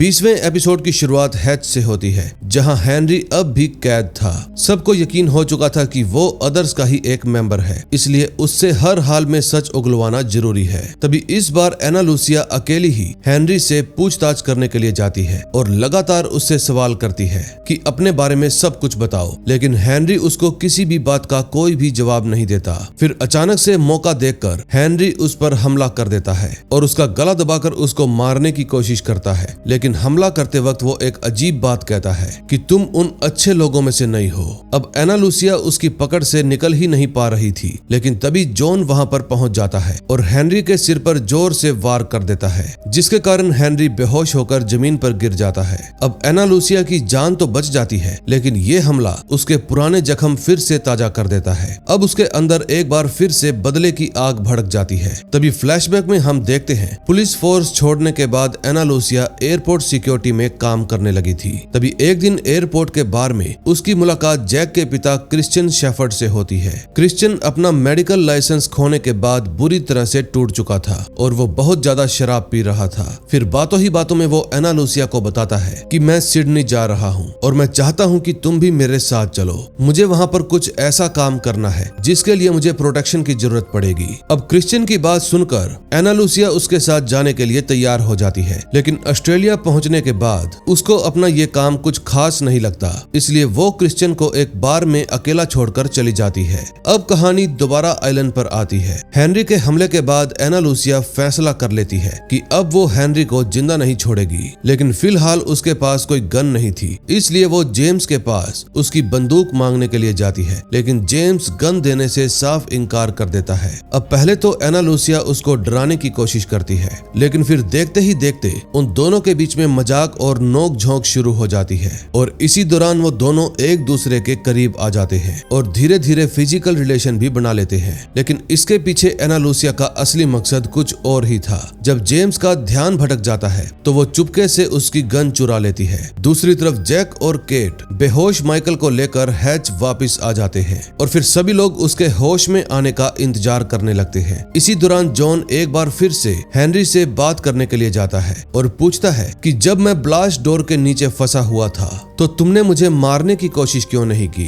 फिर हेनरी जवाब देता है कि तुम उन अच्छे लोगों में से हो जो कभी किसी का बुरा नहीं चाहते, और इतना ही नहीं, वो बताता है कि असल में मैं तुम्हें अपने साथ ले जाने के लिए आया था, लेकिन फिलहाल मैं अपना मिशन पूरा नहीं कर पाऊंगा और जिस आदमी के लिए मैं काम करता हूँ वो भी मेरी इस नाकामी को कभी माफ नहीं करेगा। दरअसल हेनरी उस आदमी की इतनी इज्जत करता था कि उसको एक महान इंसान कहकर पुकारता था, और ये बात सुनने के बाद जॉन भी उलझन में पड़ जाता है। तभी थोड़ी देर बाद माइकल को होश आ जाता है और सब लोग उसके पास इकट्ठा हो जाते हैं। माइकल बताता है कि मैंने अदर्स का कैंप अपनी आंखों से देखा है। वो किसी मॉडर्न बेस में नहीं रहते, बल्कि वो लोग तो जंगल में टेंट लगाकर रहते हैं, नंगे पांव घूमते हैं और सूखी मछलियां खाते हैं। फिर माइकल ये भी बताता है कि उनके पास भी एक हैच है जिसके बाहर सिर्फ 2 बंदूकों से पहरा दिया जाता है। वो बताता है कि उनके कैंप के अंदर ज्यादातर लोग बुजुर्ग और औरतें ही हैं और उनकी टीम इतनी मजबूत नहीं है जितना हम सोचते हैं। हम सब मिलकर उनको बड़ी ही आसानी से हरा सकते हैं। माइकल की बात सुनकर जैक के अंदर वोल्ट को बचाने की उम्मीद और बढ़ जाती है। अब उसको सिर्फ एक ही चीज की जरूरत थी और वो थी बंदूकें। फिर जैक, जॉन और केट तीनों मिलकर जेम्स के पास जाते हैं और उससे सभी गन्स मांगते हैं, लेकिन जेम्स उनको गन देने से इनकार कर देता है। अब देखते ही देखते उनमें बहस शुरू हो जाती है, लेकिन जब जेम्स अपनी गन निकालने की कोशिश करता है तो उसे पता चलता है कि उसकी गन तो पहले से ही गायब हो चुकी है। दूसरी तरफ हैच के अंदर एना लूसिया आर्मरी का दरवाजा खोलती है और हेनरी के सामने एक चाकू फेंक देती है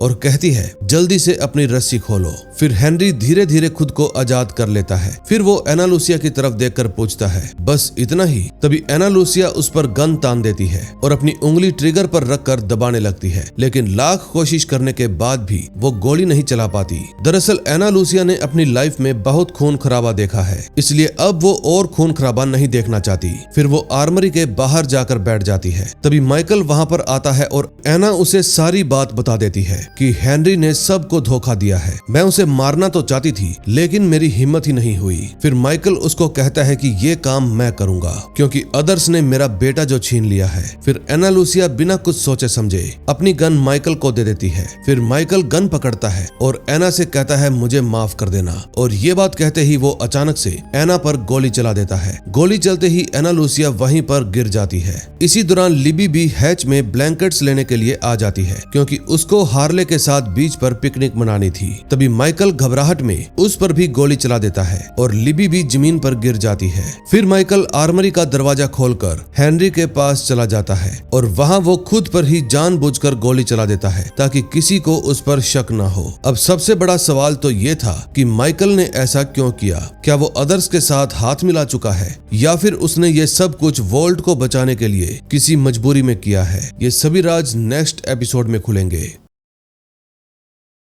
21वें एपिसोड में हम देखते हैं लिबी जिंदगी और मौत के बीच लड़ रही थी और माइकल ने यहाँ जो भी किया उसका सच अभी तक किसी को भी पता नहीं चला। तभी जैक भी अपनी पूरी ताकत लगा देता है ताकि लिबी को बचा सके। इस समय हार्ली भी उसके पास बैठा बेबस भरी आंखों से सिर्फ यही दुआ कर रहा था कि लिबी की जान बच जाए। दूसरी तरफ माइकल ऐसे दिखावा कर रहा था जैसे वह भी इस हमले का शिकार हुआ है, लेकिन इस पूरे मामले के दौरान जॉन और मिस्टर एको किसी और ही बात को लेकर परेशान थे। उनके लिए सबसे बड़ा सवाल ये था कि क्या आइलैंड पर उनका भरोसा अब भी पहले जैसा ही है। अब कहानी फ्लैशबैक में जाती है जहां हम देखते हैं कि ऑस्ट्रेलिया में एको अब भी एक प्रीस्ट बनकर रह रहा था, लेकिन अब वह अपनी पुरानी जिंदगी को पीछे छोड़कर अमेरिका में एक नई शुरुआत करना चाहता था। इसीलिए वह अपने सारे डॉक्यूमेंट्स तैयार करने लगता है, लेकिन उसके जाने से पहले चर्च में आने वाले लोग उसे एक अजीब घटना की जांच करने के लिए कहते हैं। दरअसल एक छोटी लड़की पानी में डूबकर मर गई थी, लेकिन कुछ देर बाद वह दोबारा जिंदा हो गई। सब लोग इसे एक चमत्कार मान रहे थे, लेकिन जब एको उस लड़की से बात करता है तो वह अचानक एको के मर चुके भाई येमी का नाम लेती है। लड़की कहती है कि येमी ने तुम्हारे लिए एक संदेश भेजा है। वह बताती है तुम्हारा भाई तुमसे नाराज नहीं है, बल्कि वह तो तुम्हें कब का माफ कर चुका है। ये बात सुनकर एको पूरी तरह हैरान रह जाता है। फिर बाद में उसकी उस लड़की के पिता से भी मुलाकात होती है जो खुद को साइकिक बताता है, लेकिन वह एको के सामने कन्फेशन करता है कि असल में मैं लोगों को बेवकूफ बनाकर पैसे कमाता था, मैं कोई साइकिक नहीं हूँ। दोस्तों, ये वही साइकिक था जिसने पहले क्लेयर को कहा था कि वह अपने बच्चे एरन को किसी दूसरे को सौंप दे। अब कहानी प्रेजेंट में आती है जहां मिस्टर एको को लगातार अजीब सपने आने लगते हैं। सपने में उसका भाई येमी और एना लूसिया उससे एक ही बात कहते हैं, जॉन को लेकर क्वेश्चन मार्क तक जाओ। एको को समझ नहीं आता कि इसका मतलब क्या है। तभी उसे जॉन के बनाए हुए उस मैप की याद आती है जो उसने ब्लास्ट डोर पर देखा था। उस मैप के बीच में एक बड़ा सा क्वेश्चन मार्क बना हुआ था। अब पहले तो जॉन वह मैप दिखाने से मना कर देता है, लेकिन जब एको बार बार जोर देता है तो आखिरकार जॉन उसके साथ चलने के लिए मान जाता है। तभी जंगल में चलते चलते जॉन और एको उसी क्रैश्ड प्लेन तक पहुंचते हैं जहां पहले एको को अपने भाई येमी की लाश मिली थी। प्लेन के पास जमीन पर उन्हें एक बहुत बड़ा क्वेश्चन मार्क बना हुआ दिखाई देता है। ध्यान से देखने पर पता चलता है कि उसके नीचे एक और हैच छुपा हुआ है। अब इस आइलैंड पर ये एक और नया धर्मा स्टेशन था। फिर वह दोनों उस हैच के अंदर उतरते हैं और अंदर का नजारा देखकर दोनों ही हैरान रह जाते हैं। दरअसल उस कमरे में कई टेलीविजन मॉनिटर्स लगे हुए थे और सामने 2 बड़ी कुर्सियां भी रखी हुई थी। फिर जॉन सभी मॉनिटर्स चालू करता है, लेकिन उनमें से सिर्फ एक मॉनिटर ही काम कर रहा था और उस स्क्रीन पर वही हैच दिखाई दे रहा था जहां जैक और बाकी सर्वाइवर्स रह रहे थे। तभी थोड़ी देर बाद एको को एक और धर्मा ओरिएंटेशन वीडियो मिलती है और इस वीडियो में डॉक्टर मार्विन कैंडल बताता है कि इस स्टेशन का नाम पर्ल स्टेशन है। इस स्टेशन का काम दूसरे हैच में चल रहे साइकोलॉजिकल एक्सपेरिमेंट्स को देखना और उनकी हर एक्टिविटी नोटबुक्स में लिखना है। बाद में वो नोटबुक्स एक ट्यूब के जरिए धर्मा इनिशिएटिव के लोगों तक भेज दी जाती है। ये सब देखकर जॉन के दिमाग में और भी सवाल उठने लगते हैं। उसे एक कंप्यूटर भी मिलता है जो किसी तरह के मैसेजेस भेजने लायक लग रहा था, लेकिन उसमें कुछ अजीब नंबर्स भी प्रिंट होते थे। अब बाकी सारे मॉनिटर्स बंद क्यों हैं? ये नोटबुक्स आखिर जाती कहाँ हैं? और इस स्टेशन में काम करने वाले लोग अचानक गायब कैसे हो गए? इन सब बातों का कोई जवाब नहीं मिलता, लेकिन इन सब चीजों का जॉन पर गहरा असर पड़ता है। अब उसे लगने लगता है कि शायद इतने दिनों से वह सिर्फ धर्मा इनिशिएटिव के एक एक्सपेरिमेंट का हिस्सा बना हुआ था। अब उसका इस आइलैंड और बटन पर से भरोसा उठ जाता है। वहीं मिस्टर एको इस मामले को बिल्कुल ही अलग नजरिए से देख रहा था। उसके लिए ये सब सबूत था कि बटन दबाना पहले से भी ज्यादा जरूरी है। दूसरी तरफ हैच में लिबी की हालत लगातार खराब होती जा रही थी। हर्ली उसका हाथ पकड़कर उसके पास बैठा रहता है और जैक पूरी कोशिश करता है कि किसी तरह उसकी जान बच जाए। तभी कुछ देर बाद लिबी को होश आ जाता है और वह बहुत ही मुश्किल से बोलने की कोशिश करती है। दरअसल वह कहना चाहती थी कि माइकल ने ही मुझ पर और एना पर गोली चलाई थी, लेकिन उसके मुंह से सिर्फ एक ही शब्द निकल पाता है और वह था माइकल। जैक को लगता है कि लिबी माइकल की फिक्र कर रही है, लेकिन असल में वह माइकल का नाम लेकर उसका सच बताना चाहती थी, इससे पहले कि वह अपनी बात पूरी कर पाती। लिबी हमेशा के लिए इस दुनिया को अलविदा कह देती है और हर्ली की आंखों के सामने उसका प्यार हमेशा के लिए उसे छोड़कर चला जाता है। 22वें एपिसोड की शुरुआत एक फ्लैशबैक से होती है, जिसमें हम देखते हैं कि हैच के कंप्यूटर पर माइकल जिस इंसान से बात कर रहा था वह शायद वॉल्ट ही था। स्क्रीन पर वॉल्ट उसे नॉर्थ की तरफ जाने को कहता है, जहां एक बड़ी सी चट्टान में सुराख बना हुआ है। फिर माइकल उस जगह की तलाश में निकल पड़ता है, लेकिन रास्ते में ही अदर्स उसे पकड़ लेते हैं, जिनमें दाढ़ी वाला जैक भी शामिल था। फिर वो माइकल को अपने कैंप में ले जाते हैं। ये कैंप दिखने में बिल्कुल वैसा ही था जैसा माइकल ने सबको बताया था। समुद्र के किनारे कुछ पुराने टेंट, मिट्टी की झोपड़ियां, फटे हुए कपड़े पहने लोग और खाने के लिए सूखी मछलियां। यानी माइकल की कहानी बिल्कुल सच थी, लेकिन क्या अदर्स की असली जिंदगी वाकई ऐसी थी या फिर ये सब सिर्फ दिखावा था? फिर वो लोग माइकल को बांध देते हैं और थोड़ी देर बाद एक औरत उससे पूछताछ करने के लिए आती है। वह बार बार माइकल से वॉल्ट के बारे में सवाल करती है, जैसे वो ये पक्का करना चाहती हो कि क्या वॉल्ट सच में माइकल का ही बेटा है। अब देखते ही देखते कई दिन गुजर जाते हैं और माइकल का सब्र टूटने लगता है। फिर वह वॉल्ट से मिलने की जिद करने लगता है। तभी अदर्स वॉल्ट को उसके सामने लेकर आते हैं, लेकिन वॉल्ट काफी ज्यादा डरा हुआ था। वह माइकल को बताता है कि अदर्स लगातार मुझ पर अलग अलग तरह के टेस्ट कर रहे हैं। फिर वह जल्दी से एक और जरूरी बात बताता है कि अदर्स वैसे नहीं हैं जैसे वो दिखते हैं। ये फटे हुए कपड़े और गरीबी सब दिखावा है। अब इससे पहले कि वॉल्ट कुछ और बता पाता, अदर्स उसे वापस ले जाते हैं। फिर जाने से पहले वॉल्ट अपने पिता को जोर से गले लगा लेता है और रोते हुए कहता है, डैड मुझे यहाँ से ले चलो। अपने बेटे की ये हालत देखकर माइकल पूरी तरह टूट जाता है। इसी कमजोरी का फायदा उठाते हुए अदर्स की लीडर माइकल के सामने एक डील रखती है और कहती है कि अगर तुम वॉल्ट को जिंदा वापस ले जाना चाहते हो तो तुम्हें आइलैंड पर लौटकर एक काम करना होगा। सबसे पहले तुम्हें हेनरी को आजाद करना होगा और उसके बाद कैंप से जैक, कैट, जेम्स और हर्ली को लेकर हमारे पास आना होगा। लेकिन सबसे अजीब बात तो ये थी कि उस औरत को जेम्स का असली नाम भी पता था और उसने लिस्ट में साफ साफ जेम्स फोर्ड लिखा हुआ था। ये देखकर माइकल भी हैरान रह जाता है कि आखिर अदर्स को सर्वाइवर्स के बारे में इतनी सारी पर्सनल बातें कैसे पता हैं और उन्हें सिर्फ ये 4 लोग ही क्यों चाहिए। अब कहानी दोबारा प्रेजेंट में आती है। कैंप में एना लुसिया और लिबी के अंतिम संस्कार की तैयारी चल रही थी। सब लोग उनके बिछड़ने का गम मना रहे थे, लेकिन माइकल के दिमाग में सिर्फ एक ही बात चल रही थी कि किसी भी कीमत पर वॉल्ट को वापस लाना है। फिर वो जैक को समझाता है कि अब अदर्स पर हमला करने का वक्त आ गया है, लेकिन जेम्स कहता है कि अगर लड़ाई करनी ही है तो साइद को भी साथ लेकर जाना चाहिए। लेकिन माइकल इस बात के पूरी तरह अगेंस्ट था।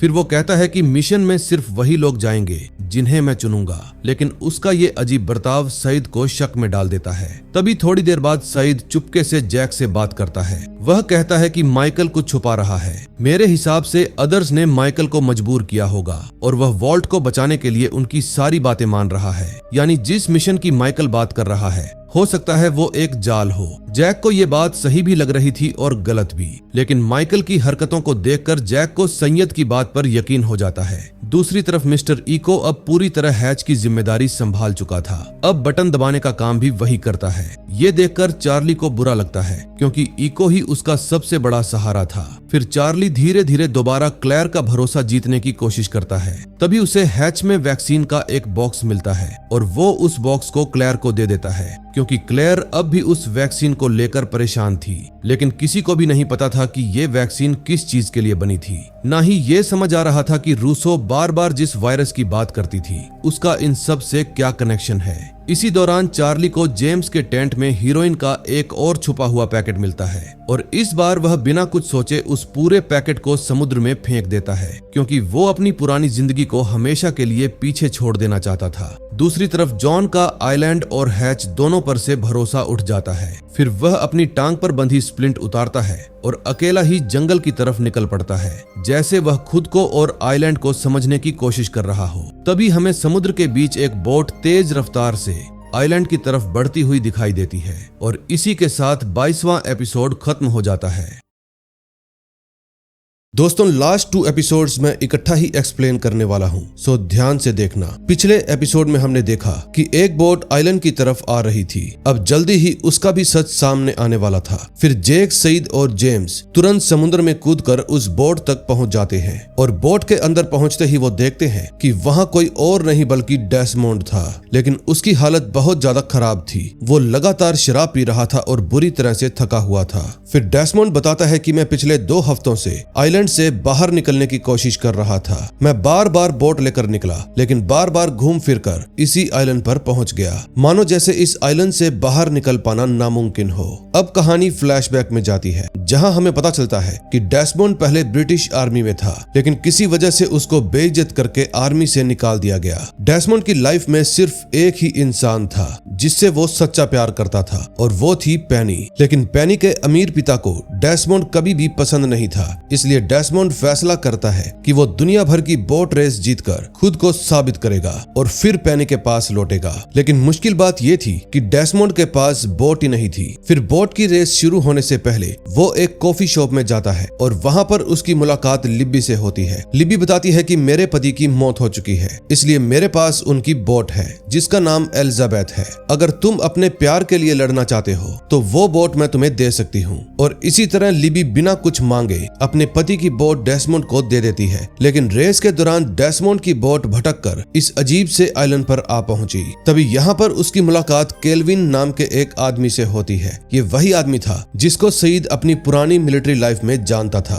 फिर केल्विन डेस्मोंड को हैच में लेकर जाता है और बताता है कि हर 108 मिनट बाद कंप्यूटर में नंबर्स एंटर करना जरूरी है। फिर अगले 3 साल तक डेस्मोंड और केल्विन दोनों मिलकर ये काम करते रहे। लेकिन एक दिन दोनों के बीच झगड़ा हो गया और इस झगड़े के दौरान केल्विन की मौत हो गई और डेस्मोंड हैच में अकेला रह गया। लेकिन फिर कुछ दिनों के बाद आइलैंड पर फ्लाइट 815 क्रैश हो गई और बाकी सर्वाइवर्स उस हैच तक पहुंच गए। अब कहानी प्रेजेंट में आती है और हम देखते हैं कि सईद को माइकल पर बहुत ज्यादा शक था। उसको पूरा यकीन था कि माइकल अदर्स के दबाव में काम कर रहा है, लेकिन वोल्ट को बचाने के लिए जैक को माइकल का प्लान मानना ही पड़ता है। इसलिए जैक बाकी लोगों के सामने दिखावा करता है कि वो माइकल की बात मान गया है। असल में जैक और सईद एक अलग ही प्लान बना चुके थे। सईद फैसला करता है कि वो डेस्मोंड की बोट लेकर सबसे पहले खुद अदर्स के कैंप तक जाएगा और चुपके से उनकी ताकत का पता लगाएगा। फिर जिन और सन भी वहां के लिए निकल पड़ेंगे। समुद्र के रास्ते जाते वक्त उनकी नजर एक बहुत ही अजीब चीज पर पड़ती है, जहां समुद्र के किनारे एक विशाल पत्थर की मूर्ति का सिर्फ एक पैर खड़ा था। और सबसे हैरानी की बात तो ये थी कि उस पैर में सिर्फ 4 उंगलियां थी। अब सवाल ये उठता है कि ये मूर्ति आखिर बनाई किसने होगी और इस मूर्ति का बाकी का पार्ट कहां पर गया। तभी कुछ ही देर बाद सईद अदर्स के कैंप तक पहुंच जाता है, लेकिन वहां जाकर वो हैरान रह जाता है क्योंकि कैंप पूरी तरह से खाली था। जिन टेंट्स को माइकल अदर्स का घर समझ रहा था, ऐसा लगता था कि वो सिर्फ एक नाटक है और माइकल ने जिस हैच के बारे में बताया था वो भी सिर्फ एक दिखावा था। अब एक बात तो साफ हो जाती है कि अदर्स अपनी असली जिंदगी सबसे छुपा कर रखते हैं। दूसरी तरफ हैच के अंदर जॉन और मिस्टर इको के बीच बटन को लेकर टेंशन बढ़ने लगती है। इको का मानना था कि बटन दबाना बहुत जरूरी है, लेकिन जॉन को पर्ल स्टेशन की वीडियो देखने के बाद यकीन हो चुका था कि ये सिर्फ एक साइकोलॉजिकल एक्सपेरिमेंट है। इसीलिए वो फैसला करता है कि इस बार वो बटन नहीं दबाएगा। फिर जॉन डेस्मोंड की हेल्प से इको को ब्लास्ट डोर के पीछे बंद कर देता है ताकि वो बटन ना दबा सके। शुरू में डेस्मोंड भी जॉन की बात मान लेता है, लेकिन तभी उसकी नजर पर्ल स्टेशन से मिले प्रिंट आउट पर पड़ती है और उस प्रिंट आउट में एक तारीख लिखी हुई थी, 22 सितंबर 2004। ये वही दिन था जब ओशियनिक फ्लाइट 815 क्रैश हुई थी। उस तारीख के सामने बार बार एक ही लाइन लिखी हुई थी, सिस्टम फेलियर। अब ये सब देखते ही डेस्मोंड के होश उड़ जाते हैं और उसे याद आता है कि केल्विन की मौत वाले दिन भी उससे बटन दबाने में देर हो गई थी, जिसके कारण हैच के अंदर अजीब सी इलेक्ट्रोमैग्नेटिक ताकत फैलने लगी और हर चीज ही हिलने लगी थी। कंप्यूटर लगातार सिस्टम फेलियर की वार्निंग दे रहा था। फिर आखिरी पल में डेस्मोंड ने नंबर्स एंटर करके कुछ बुरा होने से रोक दिया। अब डेस्मोंड को समझ में आ जाता है कि बटन वाकई जरूरी है। फिर वो जॉन से कहता है कि शायद उस दिन मेरी गलती की वजह से ही फ्लाइट 815 आइलैंड पर क्रैश हो गई, लेकिन जॉन अब भी उसकी बात मानने को तैयार नहीं था। फिर वो अपनी जिद में आकर कंप्यूटर भी तोड़ देता है ताकि नंबर्स एंटर करने का कोई रास्ता ही ना बचे। तभी धीरे धीरे काउंटडाउन खत्म होने लगता है और पूरा हैच जोर जोर से कांपने लगता है। अब देखते ही देखते मेटल की दीवारें हिलने लगती हैं, हर तरफ अलार्म बजने लगते हैं। अब इको पूरी ताकत से बाहर निकलने की कोशिश करता है और चार्ली भी उसकी इस काम में हेल्प करता है, लेकिन बहुत देर हो चुकी थी। तभी डेस्मोंड को हैच का आखिरी राज याद आता है कि इसके नीचे एक फेल सेफ की छुपी हुई है। ये की पूरे सिस्टम को हमेशा के लिए बंद कर सकती है। फिर डेस्मोंड बिना वक्त गवाए नीचे जाने लगता है, लेकिन गलती से उससे वो चाबी खो जाती है। इसी दौरान एक बेहद तेज आवाज आइलैंड पर गूंज उठती है और पूरे आसमान में चमकदार पर्पल रोशनी फैल जाती है। अब पूरा का पूरा आइलैंड जोर जोर से हिलने लगता है, लेकिन तभी अचानक सब कुछ शांत हो जाता है। फिर शांत होने के बाद हैच का बड़ा दरवाजा जिस पर क्वारंटाइन लिखा हुआ था हवा में उड़कर कैंप के पास आकर गिरता है। लेकिन हैरानी की बात तो ये थी कि दुनिया अभी भी खत्म नहीं हुई। दूसरी तरफ जैक, केट, जेम्स, हार्ले और माइकल जंगल के रास्ते से अदर्स के कैंप की तरफ जा रहे थे। माइकल के अलावा किसी को भी पता नहीं था कि ये सब एक जाल है। तभी रास्ते में केट को महसूस होता है कि कोई तो है जो उनका पीछा कर रहा है। फिर जेम्स और केट उस दिशा में फायरिंग करने लगते हैं, जिसके कारण एक गोली अदर को लग जाती है और वो गिर जाता है, लेकिन दूसरा वाला भाग निकलता है। फिर जैक माइकल को सच्चाई बताने के लिए मजबूर करता है कि बताओ तुम्हारा क्या प्लान था। काफी कोशिशों के बाद माइकल कबूल कर लेता है कि वोल्ट को बचाने के लिए मैंने हेनरी को आजाद किया और एना और लिबी को भी मैंने ही गोली मारी। ये सच्चाई जानकर हार्ले की दुनिया ही बिखर जाती है, क्योंकि जिस लड़की से वो प्यार किया करता था उसकी जान माइकल ने अपने हाथों से ले ली। अब हार्ले तुरंत कैंप में लौटना चाहता था, लेकिन जैक कहता है कि अब बहुत देर हो चुकी है, इस समय अदर्स हम पर नजर रखे हुए होंगे। तभी रास्ते में उनको नोटबुक्स का ढेर मिलता है। ये वही नोटबुक्स थी जो पर्ल स्टेशन से ट्यूब के जरिए भेजी जाती थी। इनको देखकर जॉन की बात सच लगने लगती है कि पर्ल स्टेशन वाकई में एक साइकोलॉजिकल एक्सपेरिमेंट था। लेकिन इससे पहले कि वो लोग कुछ और समझ पाते तो अचानक चारों तरफ से उनके ऊपर डार्ट्स चलने लगते हैं, जिनके कारण वो सभी बेहोश होकर गिर जाते हैं। फिर होश में आने के बाद वो देखते हैं कि उन सब के हाथ पैर बंधे हुए हैं। फिर उनको घसीटकर समुद्र के किनारे ले जाया जाता है, लेकिन इतने में एक मोटर बोट वहां पर आकर रुकती है और उसमें से हेनरी बाहर निकलता है। अब उसका पूरा का पूरा अंदाज बदल चुका था। वो माइकल से कहता है कि मैंने अपना वादा पूरा किया, अब तुम वोल्ट को लेकर यहाँ से जा सकते हो। तभी थोड़ी देर बाद वोल्ट को भी वहाँ पर लाया जाता है। अब बेटे को अपने सामने देखकर माइकल की आंखों से आंसू आ जाते हैं और वो अदर्स उन दोनों को बोट देकर वहाँ से जाने को कहते हैं। फिर हेनरी हार्ले को आजाद करके बताता है कि कैंप में जाकर सबको बता देना कि दोबारा कभी भी इस जगह पर आने की कोशिश ना करे। लेकिन वो जैक, केट और जेम्स को अपने साथ ही ले जाते हैं। अब इसके पीछे उनका असली मकसद क्या था, ये राज कोई नहीं जानता। अगले सीन में हम देखते हैं चार्ली और क्लेयर के बीच में सारी गलतफहमियां खत्म हो जाती हैं और दोनों फिर से एक हो जाते हैं। तभी हमें पता चलता है कि डेस्मोंड के चाबी घुसाने के बाद जो जबरदस्त इलेक्ट्रोमैग्नेटिक एनर्जी निकली थी, उसका असर सिर्फ आइलैंड तक सीमित नहीं रहता, बल्कि दुनिया के दूसरे कोने में बर्फ से ढके हुए रिसर्च स्टेशन पर कुछ लोग इस अजीब से सिग्नल को डिटेक्ट कर लेते हैं। तभी उनके इंस्ट्रूमेंट्स पर लाल वार्निंग लाइट जल उठती है और एक आदमी तुरंत फोन उठाता है और कहता है हमने उनको ढूंढ लिया। अब फोन के दूसरी तरफ जो इंसान था वो कोई और नहीं बल्कि पेनी थी, वही लड़की जिसको डेस्मोंड पसंद किया करता था। पेनी ने डेस्मोंड से वादा किया था कि वो दुनिया के किसी भी कोने में जिंदा हुआ तो वो उसको जरूर ढूंढ निकालेगी। और इसी के साथ लॉस्ट सीजन 2 की कहानी खत्म हो जाती है। लेकिन ये कहानी अब पहले से भी कई बड़े बड़े सवाल छोड़ जाती है कि असल में अदर्स है कौन और उनका असली लीडर कौन है और वो 4 उंगलियों वाली विशाल मूर्ति किसने बनाई, और इसी के साथ जैक, केट और जेम्स के साथ क्या होगा। अब हम नेक्स्ट सीजन में देखेंगे क्या पेनी वाकई में डेस्मोंड को बचा कर ले जाएगी या फिर वो भी यहाँ पर आकर कैद हो जाएगी। दोस्तों, अगर आपको ये स्टोरी अच्छी लग रही है तो वीडियो को जल्दी जल्दी लाइक कर दें और चैनल को भी सब्सक्राइब कर दें ताकि मेरी दमदार आवाज में इस सीरीज की एक्सप्लेनेशन आपसे मिस ना हो जाए। मिलते हैं नेक्स्ट वीडियो में। Till then bye bye.